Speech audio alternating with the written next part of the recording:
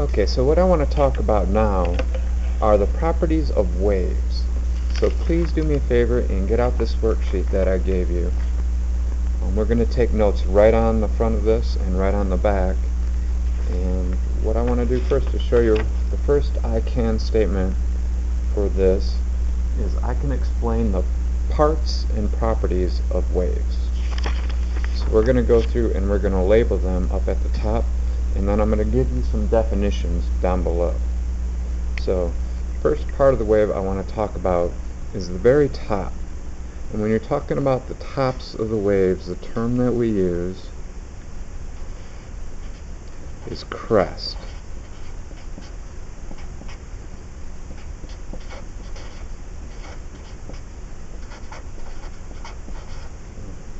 And so when we're looking at it this way, these are my three crests. Another term you need to know is the trough, and that's going to be the bottom of the wave.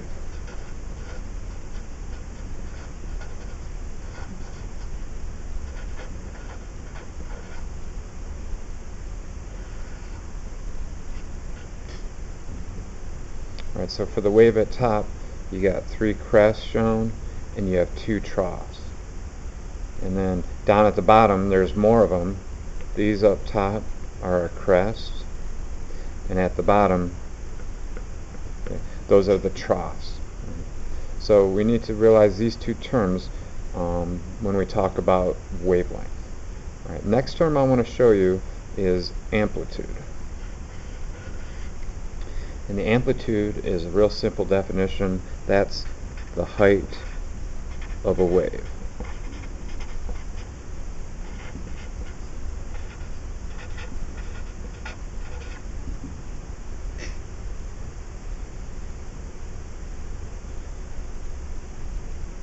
Next term I want to talk about is wavelength.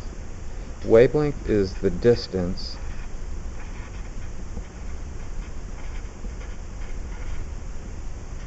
between two wave crests.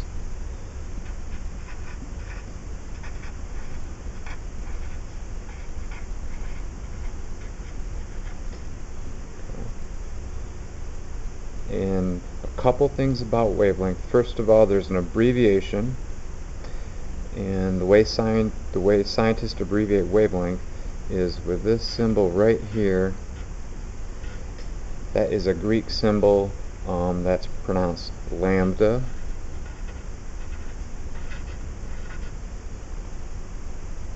Looks like an upside down Y. And the units for wavelength, and wavelength is a distance. The units are either going to be meters, or when you're talking about very, very small distances, oftentimes we're going to use nanometers.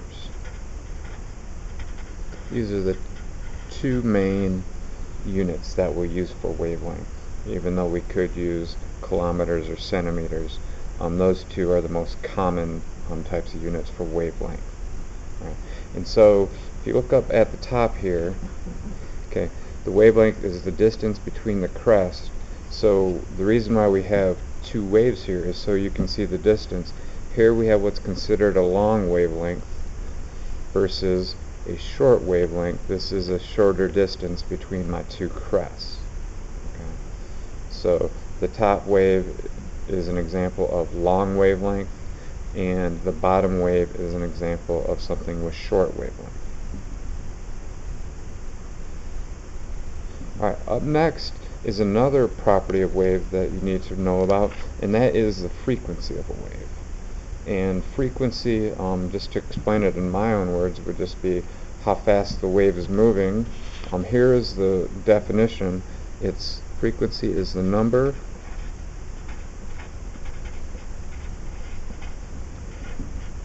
of wave cycles per second.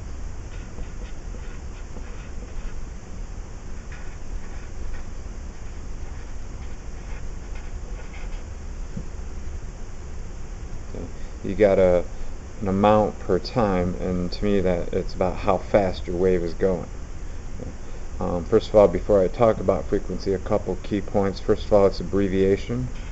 Its abbreviation is a funny looking V. Okay.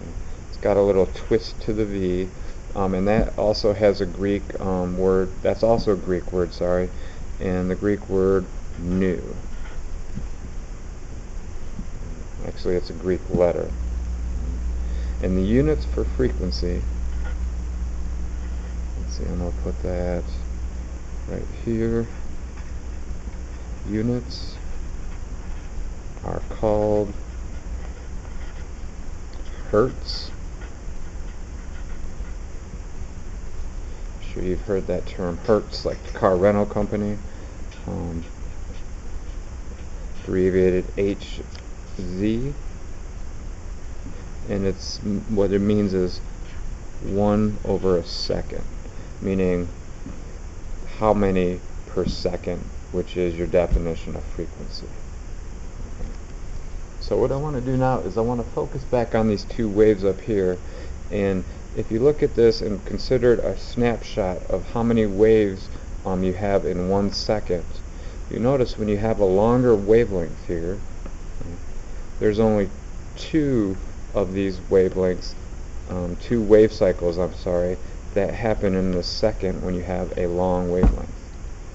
But look down here what happens when you shorten your wavelength and you take a snapshot of 1 second here, and you have 1, 2, 3, 4, 5, 6, 7 wave cycles per second there. So what you see happen here is a great example of an inverse relationship. When I have a long wavelength, that's going to correlate to a lower frequency. So the top wave there is an example of long wavelength and low frequency. And the bottom wave there is a great example of when you have short wavelength, you have a high frequency. You have a higher number of cycles per second when the distance between there is less. They're moving faster, so to speak. So we can now answer our question right underneath there. What is the relationship between frequency and wavelength? It's an inverse relationship.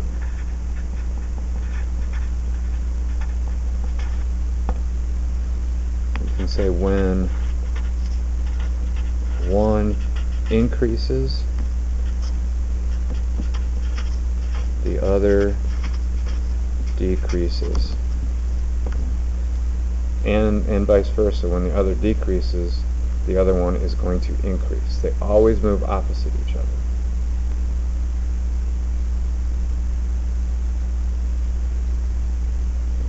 So now the formula between the two, I'm going to write this down, and then when we go on the back I'll explain what this means. Write down C equals lambda and nu. When we do our calculation for this, I'll show you what that means. Now, the next part of our notes here is what property determines the amount of energy that a wave carries. Okay, I'm going to write down that the frequency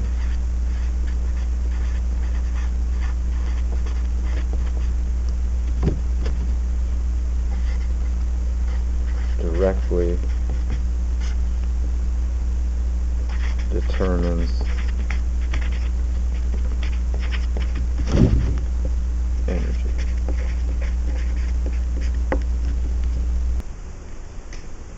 Okay, so your next I can statement, which I want you to write on the back of that worksheet that I gave you, because we're going to do a problem together. I can calculate wavelength or frequency when I'm giving one of the variables. So please write that down. And now here is a problem that I also want you to write down. Problem reads, calculate the wavelength of yellow light emitted by a sodium flame test if the frequency of its wave is 5.10 times 10 to the 14th hertz. So you read this question here, and it's asking for you to calculate wavelength and you're given frequency. So first thing you got to ask yourself, do you have a formula that has wavelength and frequency? You do, you just haven't been able to practice with it yet. So do me a favor, write down this formula, C equals lambda nu, and just once again, the funny upside down Y lambda is wavelength.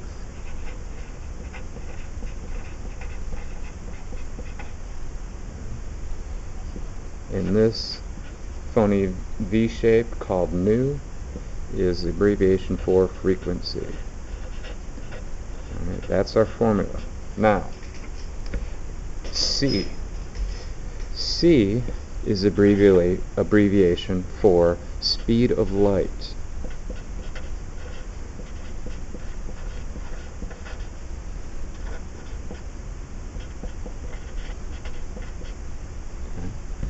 And that has a value.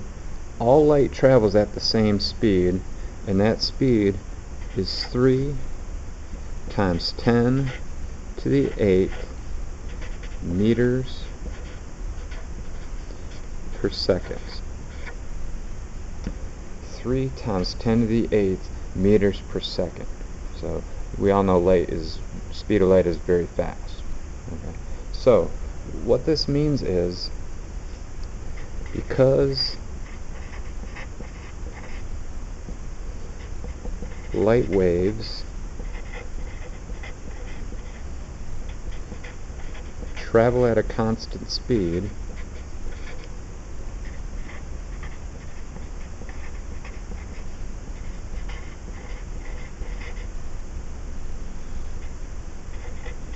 when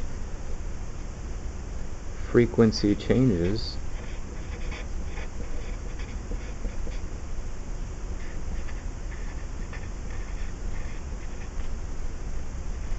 so does the light wave's wavelength. They have inverse relationships. If one was to go up, the other one's going to go down. And here's the thing, when you have one value, you can use this formula up here to calculate the other value. So let's practice with this question here. Right.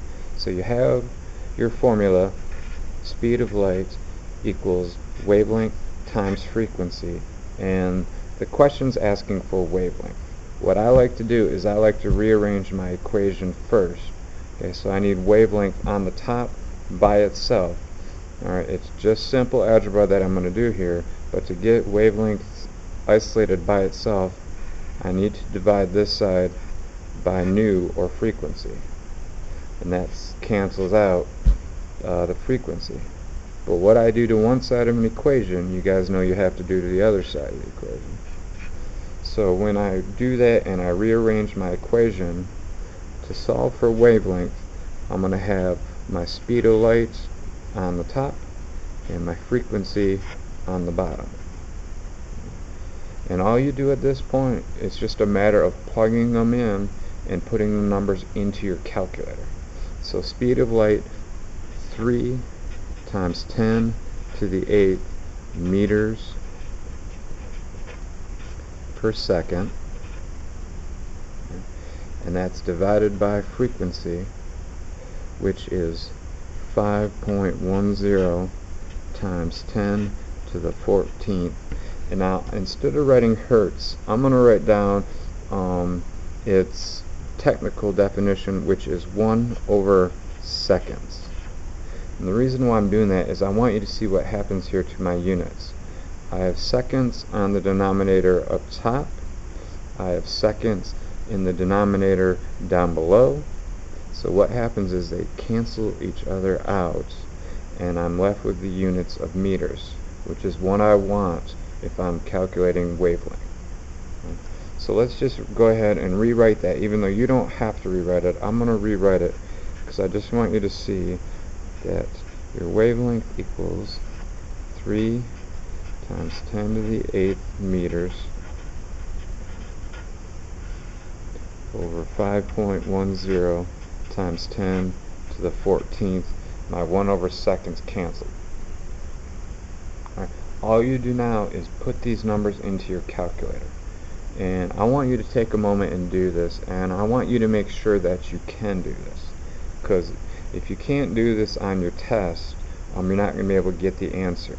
So take a moment, make sure you can do this, and please ask me for help if you're not sure how to plug this into the calculator, because I'll help every single one of my 150 students out if I have to.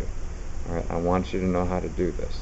And when you do that, you get the answer of 5.88 times 10 to the negative 7th, and my units are meters.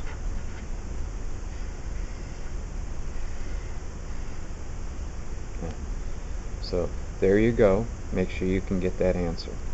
Now, last thing I want to say to you before you go, I have one more thing I want to talk about. And what that thing is this question right here. Why am I teaching you about waves? We've been learning about the atom, and as I told you, we're really going to focus on electrons. So why are we learning about waves right now?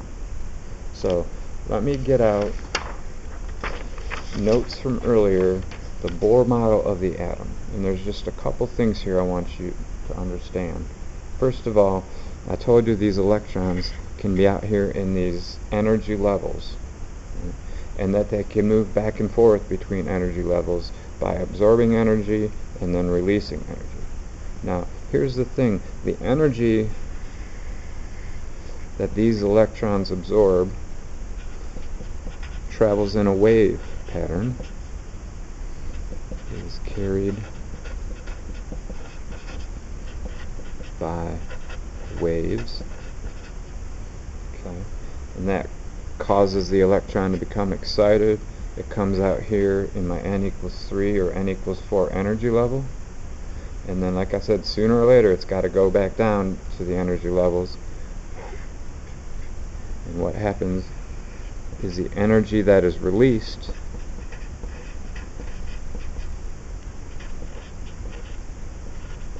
is carried by waves.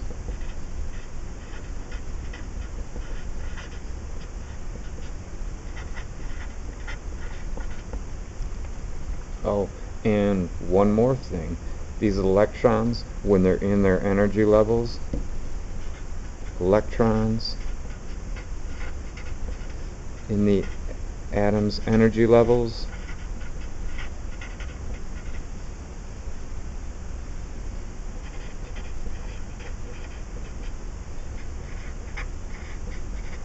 have the properties of waves.